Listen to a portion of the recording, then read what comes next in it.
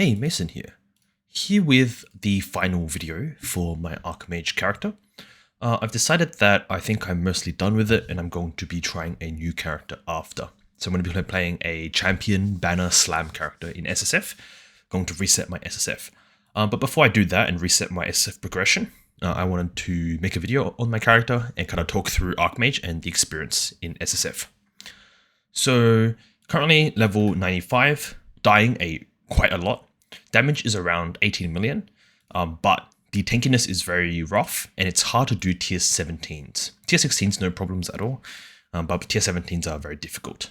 I have done one of them and then I died in another one. So it's doable, but it's quite difficult and I don't really think I would personally recommend Archmage for SSF. So I'm just going to talk a little bit about why. I'm just going to hop over to POE here. Alright, so we're in POE now. These are some of my notes. So the first reason is I won't recommend Archmage for SSF. The main reason is it's too reliant on uniques. So you need Katava's Thirst if you're playing Ice Nova. It's like nice quality of life. This is, again, personal preference. It's pretty common. You can get it pretty easily, but it is mandatory quality of life helmet. You also need Anathemas, which doubles your damage, basically. This is a tier 2 ring. And it's pretty difficult to get. Cloak of Defiance is the optimal chest piece for mana regen, because you will struggle with mana. It's also tier 2. And at series Followable, which is an amulet, is also a tier 2 amulet. So you have 3 tier 2 uniques that are pretty mandatory for high damage. And you also need Healthy Mind Jewel, which is pretty hard to get. You get it from Corrupting Cobalt Jewels. So it also has insane difficulty with sustaining mana without the Watcher's Eye Clarity mod. And it basically makes this Watcher's Eye mandatory. So it's very painful to farm because it's RNG and it's a one mod that you need out of the entire pool for Watcher's Eye. So very, very difficult. I'm not using it because I don't have it. And because I'm not using it, I have to use Inspiration, which is a bad damage support. But even if you are using it, you may still need to use Inspiration. And you have some options for mana sustain. So stuff like Callista's Grace, Foulborn, or the Rampage Gloves, Worm Sign. This one is easy to get, but this one is, I haven't gotten this one. So it's very heavy reliant on uniques. Defensive wise, it looks really nice on paper. You see here, we've got like the 100k max hits, right? Like the effective hit pool of 100k looks really good. But personally, my experience with it is you just get randomly exploded because you're standing still and casting. So it makes it very difficult. So for Archmage, you only really have one mitigation layer, which is just evasion. And your evasion is just your Jade Flask and Grace, which is over here. Grace, right? Without this, you have no mitigation to multi-hits. So, but even with this, it's a very small amount. I don't really count it as being like a good defensive layer. It's good to have it, but it's not really like, you still die, right? So that's my personal experience. You want to build as much damage as you can and then just portal it, right? 6 portal it, whatever. So it looks really nice on paper, but again, this is padded, it's POE. We have both 4 stages of Frost Shield and 4 stages of Sigil Power. So if we turn both of those off, if I turn off Sigil Power, you can see my max hit goes down. If I turn off Arcane Cloak, it goes down even more. If I turn off Frost Shield, it goes down even more. So the truth is that Archmage really is not super tanky outside of having all your buffs up, right? And my experience with it is that I would just get randomly exploded, even with the buffs up sometimes, just depending on the mob. And I'm not really farming anything dangerous. I'm just doing Essence and doing map bosses, like the Shaper map bosses and Serious map bosses, the Conqueror stuff. So it's not even like the super difficult content, right? I'm not using the Essence Atlas point, the one that makes the essences go to the map boss, because my character was just dying. But even with that, doing 1 or 2 damage mods on maps is dangerous in tier 16. And in tier 16.5, it's just like super annoying. You have to roll so much because you don't really want too many damage mods. So it looks good. I think it's great for softcore trade, because you can get a lot more damage. But in SSF, it's very difficult. And I got stuck at level 95 and I stopped leveling, basically. The way you get past this, so there's 2 ways. One is you get Suppression. Suppression is great, and it's probably mandatory in hardcore, but it's very hard to get you will have issues with getting suppression because one, your helmet is Katava's Thirst, and your gloves will have to be either Kalissa's or Worm Sign until you get Watcher's Eye, and that's 2 slots where you can't get suppression. You only have boots and body armor for suppression suffixes, so you really don't have that much options for suppression. Suppression also eats up a lot from your skill tree, so you have the path over to here, grab this mastery, and maybe path up here. So it eats up a lot of points in your skill tree, and your skill tree is already pretty tight because a lot of the damage that you get from swapping to crit requires, basically, it's pretty stretched, right? So I didn't go with suppression because I wanted more damage, and I got more damage, but my character dies a lot. But even with suppression, I'm not convinced that it would be super tanky, right? I'm sure it's great, but it's a bit difficult. So the next option is you go block, right? So if we take a look, I have Spicy Sushi's POV here, and he goes early tier 17s, crit and block. We can see here that he's got 41 million DPS with capped block chance and spell block chance. If we take a look, he grabs this block wheel, and this block wheel here. That's all he grabs for block. The rest of his block primarily comes from Rumi's Concoction, which is another unique. You can see here, 56 to 70%. And then, if we take a look at his block stats over here, see here, so Concoction, Shield Mastery, and a Replica Restless Defense, right? So it's a duel from Heist. For the spell block chance, he has it on his shield. So this shield is relatively difficult to craft because the chance to block is not tagged. And he needs the chance to block spell damage on the shield as well. So the rest of it's all skill points and the Reckless Defense and the Rumi's Concoction, right? So that's kind of the block setup. So if I just take my POB, this is my character, and we're just going to test the block. I've set up some block already. I think I did. Oh no, I must have not saved it. But basically, if you very simply open up here and just put a shield in. So if I just quickly make a shield and just chuck it in. Actually, I'll just take off the wand, right? We take off the wand, we lose around 30 to 40% damage. Actually more, 50% looks like. So we go from 17 mil all the way down to 11 mil, right? And then we have to drop damage nodes by grabbing block. So for example, if we grab here, and we grab here, we're again losing out either on crit, Arcane Surge, mana, or leech, or crit multi. Right, so we're losing out on damage because we're basically only mostly clicking damage nodes here. So your damage will drop even further. So this makes it very difficult if you want to have high damage, like good enough to do Ubers comfortably, like probably like 20 mil, and you want to have block for the comfiness, it's very difficult. And even if I just put in a shield quickly, so if I just quickly grab Sushi's shield, so I'm going to hop back, I'm going to just grab his shield from here.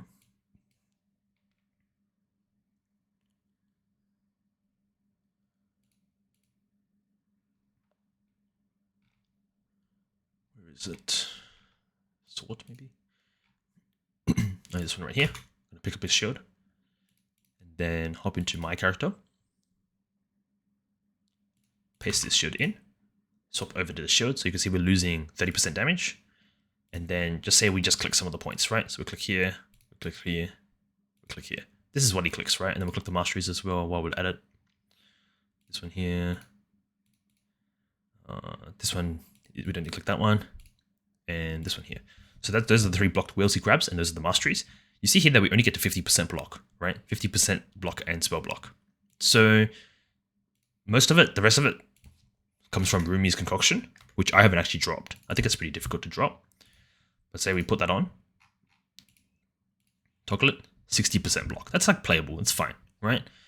But it's not really very, like, you need so much investment and you lose so much damage that like you basically halve your damage to get block, which allows you to be a bit more tanky, but you don't really have any block recover or block on recover life or recover mana or recover ES on here, so you have no regen, right?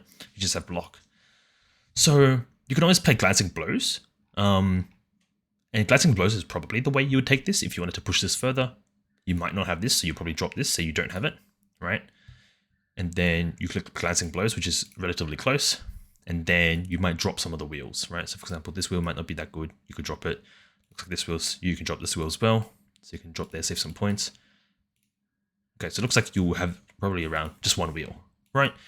This is probably how you would play the setup. However, it's only 4 points, right? So it's pretty cheap, but you still lose damage, right? You lose like 17 mil to whatever I am now. So the general kind of gist of what I wanted to show is that it's good to get block, but you need either uniques, either you play subpar setup that uses glancing blows, and you have no recover on hit, so it's like not really that great either. Or you need like a reckless duel, right? Otherwise you only get to 40 to 50% block. So for all these reasons, I personally would not recommend SSF Archmage, at least the Ice Nova variant. Ball Lightning is probably better because you can swap your helmet, but Ball Lightning's damage is worse. So there's also that kind of caveat. So it's really just like some issues that I noticed with Archmage. The other thing is that you spend so much, you want so many uniques for mana. So for example, stuff like Foulborn's Topaz Ring for the flat mana, or Amulet like at series Followable, or you want like different gloves, you want Wormsign here, Katava's Thirst on the Helm.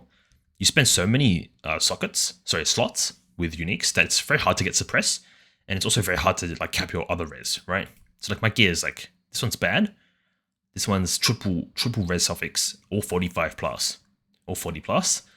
This one here is also like kind of average, a dex ring. So, and this one here is a triple res belt with life and mana. So this one's like pretty good. So generally, that's kind of the gist, personally, what I think about this. So for these reasons, I don't really think Archmage is great. At least my experience with Archmage was not great. It was fine. I think the build is strong if you know what you're doing. But because that was my first time playing SSF, I think that gimped me a lot. And then because the build itself has so many reliance on uniques, which I actually got lucky with. I dropped Anathemas and Foilable. I got really lucky, but I never got a Watcher's Eye. So it's kind of that aspect as well. In terms of progression, which I will just walk through very quickly, you'll first be playing. You'll first be playing with Elemental Overload. So you play with Elemental Overload for quite a while, personally, until you can push like, 6 million DPS with it on Vortex. And I tried some experiments with some suppression and stuff. And then eventually I settled on Ice Nova, so this was my Ice Nova with Elemental Overload. But after that, I ended up swapping to Crit. Crit is really, really good because it basically doubles your damage. It's like 50% more. So I highly recommend you swap to Crit as soon as you can. As soon as you're basically either past Voidstones or about to do Voidstones when you have enough gear. The conditions to swap to Crit are not very difficult either. You generally just need, you want Katava's Thirst, you want maybe a Crit mod on your ring, or on your wand, sorry, and you want a Diamond Flask, and you want a Crit suffix on one of your flasks. I have a small one here. Generally that can get you to like 40%, which is good enough. Eventually, once you get Katava's Thirst running, once you get Anathemas, so this ring right here, this allows you to use Assassin's Mark, which then gives you a huge bonus to Crit, which I will show. This one right here. You see here, it gives me like 12% Crit and 50 multi. So that kind of helps you cap your Crit, like push your Crit up even higher. But generally, the progression stages, you will be playing Elemental Overload. You get to around 68 million DPS, and then you swap to Crit. So without the specific gear, you get 12 to 18. With the specific gear, you can get up to like 20, 30 mil. And personally, what I recommend is if you ever do play this and you go to this stage, you go follow Sushi's guide. So Sushi's Archmage POE, he's got Crit Swap, 30 mil. And then 42 mil early T17s. Using stuff like Power of Inner Conviction, stuff like Unnatural Instinct, Light of Meaning, right? And Healthy Mind. So that kind of stuff there. And as well as a cluster jewel up here with Scintillizing and something. Doesn't really matter what. So that's what I personally recommend if you do want to progress this further. But I don't really recommend suppression if you're in softcore because you lose out on so much damage. If you're on hardcore, then that's something else. You probably want to play with suppression for safety. But yeah, I think that's more or less going to wrap this one up. We'll keep this one short, and I'll put the POB for my character's progression. And then personally, I will be migrating this character off into trade, and then I'll be starting fresh on SSF with a new character.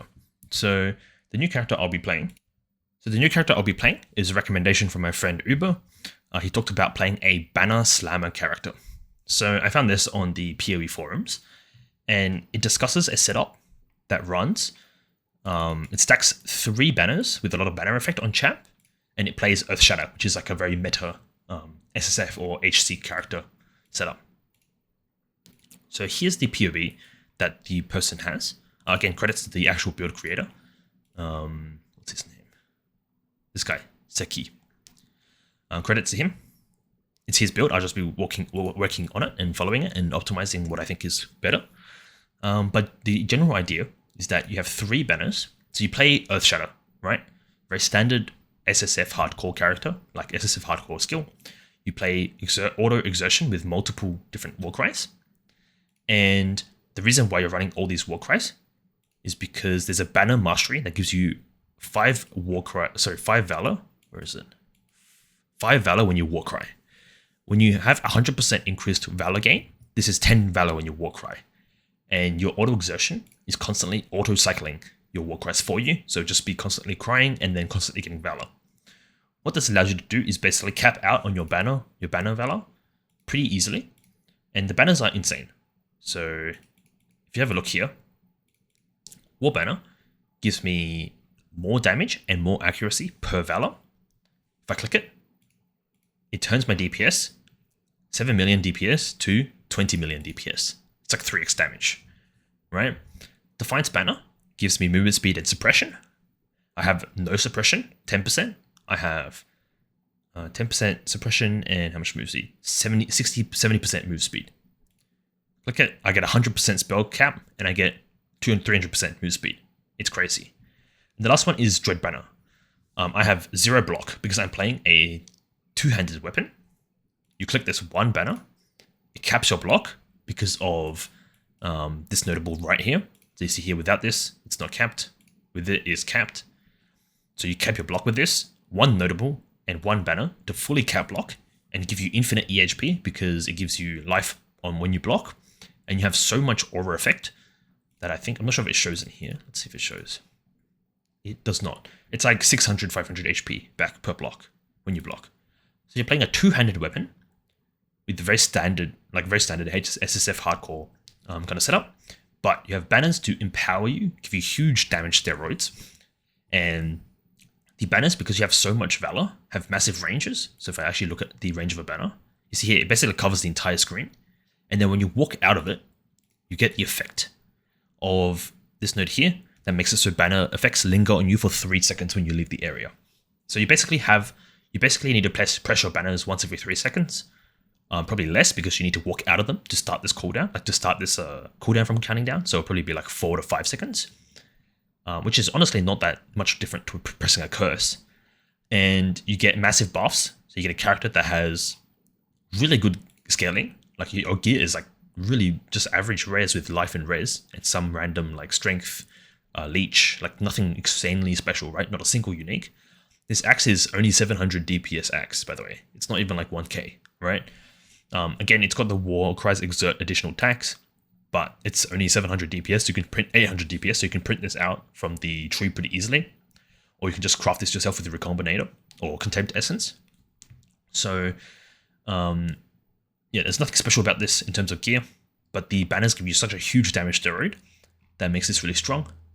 And because you're playing Earthshatter, you're using war cries anyways, so you're using that to synergize with this banner mastery to constantly have valor being generated. And as for your ascendancy, you're forced to play this on champion, because champion has a node here that says when you leave the banner's area, you get 30% of valor for the banner. So if you have 105 valor, you get around 30 valor back. And you also have this one here, which is extremely important. Having a placed banner does not prevent you from gaining valor. So this is extremely important because it means that when your banner is down, you can still gain valor through the Warcry node and how valor is gained normally, which is by hitting rare mobs or unique mobs, I think. But yeah, So that's the plan that I'm going to be doing next. I'm going to be playing basically this setup and testing this and see how this feels. This is a meta skill, basically, because it's Earthshatter and it's with like a bit of a twist on it. However, with the meta skill, I wanted to experience how its SSF felt and compare it to my Archmage, because it was my first time playing SSF on that character, so I have no frame of reference for how good characters are in SSF and whether my character was bad or if my character was good compared to others in terms of how it progressed and how it felt. But yeah, this is the plan of what I'm going to be playing.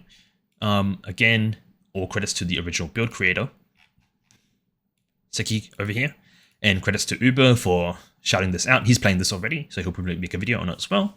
But he just told me he's going to play this, and I'm like, okay, I never really looked into this, so I looked into it and it looks really good. And I was getting a bit tired of Archmage anyways, because of the kind of issues with progression and getting kind of stuck. But yeah, that's going to wrap it up for this video.